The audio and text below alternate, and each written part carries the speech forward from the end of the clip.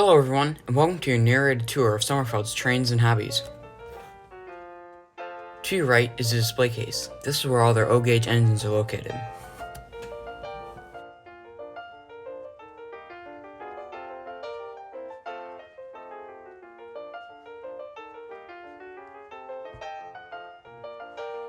This is one of my favorite locomotives, the Milwaukee Road Hiawatha.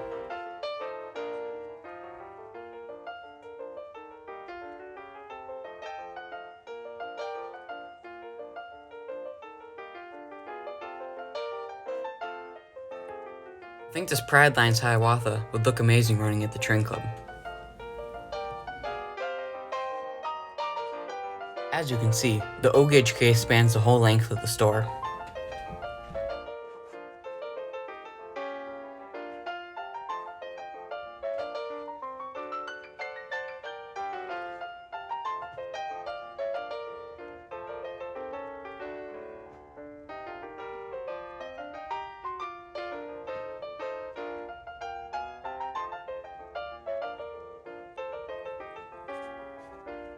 Here's the aisle of new O-gauge stock.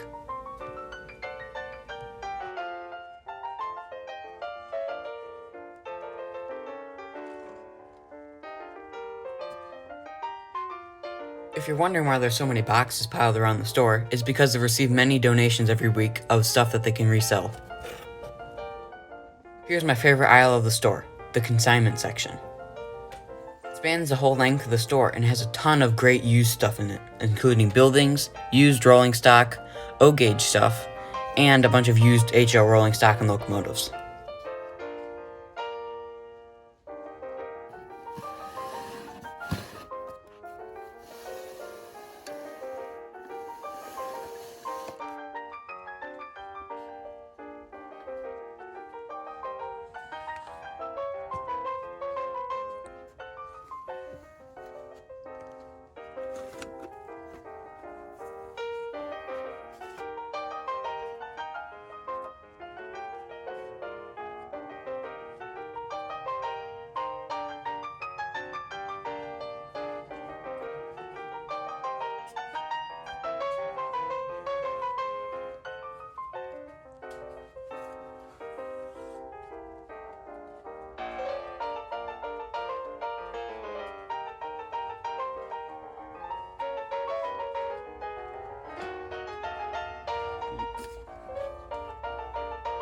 Here's our case of new and lightly used HO stuff.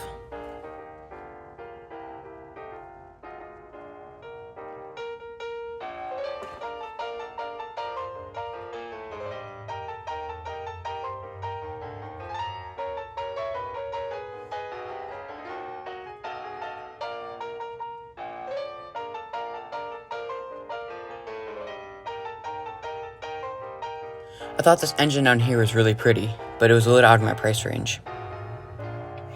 I found this Baltimore and Ohio locomotive very interesting.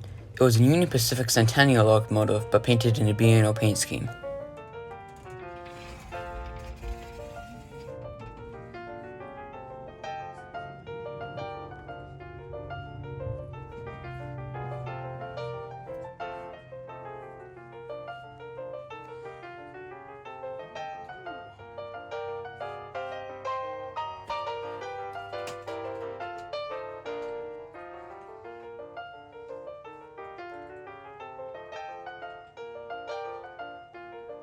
Here's a small section of N-scale stuff.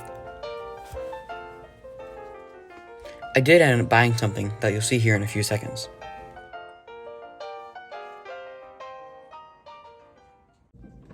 Okay, it's about a few weeks later now, and I kind of procrastinated this. I've been having this sitting in my basement for a while and never taken it out of the box yet. But it's a Southern E-unit, that's what I bought at the end of the store. I just saw it in a box right when we were walking out, and I had to get it because it was so cool. And it had the box and everything, and the guy gave it to me for 20 bucks. I think it was a pretty good price with the box and everything. Yeah, but like I said, I took it out when I first got it and ran it, and then it's been sitting in the box ever since. So, anyways, let's get to opening this. The box is in very good condition too. It says Atlantic Coastline instead of Southern. Maybe it isn't a great box. Anyways, had a few incidents when I first got it out of the thing. Well, first off, I had to find some shells for the chassis here, but that's not a big deal. And is that scratching? It is like a little pivot scratching on this plastic right here. The other incident I've had with it is when it's running around, this little gear or the screw in the back of here will pull out and then it will like it strip the inside. So I put a bit of super glue in there to hold it in there, and I haven't had any problems since. So yeah, that's about it. Let's go test it, and I can show you what it does. It runs pretty well with after I fix that little problem. Okay, got it on the track here, and we can run it here. I just put some of my regular box cars I usually run behind it. I thought it looked nice, even though it's a passenger locomotive, but whatever. As I said before, it's really smooth.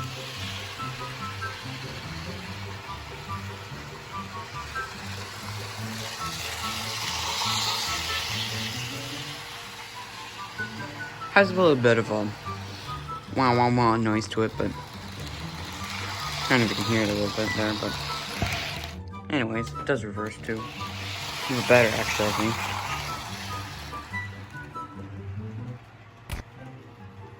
If you don't notice already, I already set my town back up because I had to do it for something for school and I thought I'd use more trains, and I did.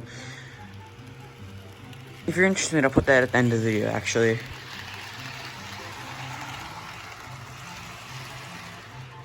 But yeah, that's it. That's all I want to show you guys. But anyways, thanks for watching, and you can watch my PSA I made for school.